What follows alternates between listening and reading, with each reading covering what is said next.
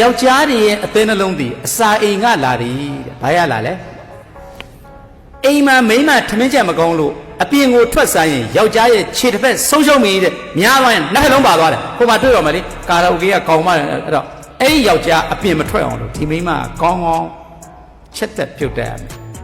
ကောင်းပြီအချမ်းရံနေနဲ့ပတ်စံချမ်းတယ်လို့မချက်ရင်မချက်တတ်ရင်လေမချက်ရင်လေသူများချက်ပြီးသားကိုဖွဲဝဲရရပြင်ဆင်ပေးတတ်ပြီးတော့အနားမှနေရမယ်အဲ့ဒါမိန်းမလုပ်ပဲ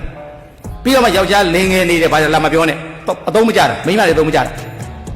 ဟာဒကမကြီးပါလေစားရဆိုင်သွားတယ်နေလေးစားတော့ဆိုင်သွားတယ်မှာအဲ့ဒီကောင်အိမ်ကစိတ်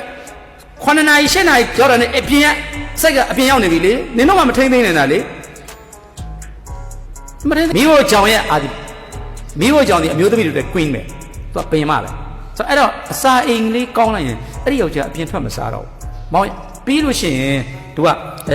G3 လုံးပေးထားတယ်ဒီနေ့ပေါ့ဒီနေ့တရားလေးဟောမယ်ဆိုရင်ငါကော်ဖီမတောက်ဘူးဆွန်းလေးနဲ့စားတယ်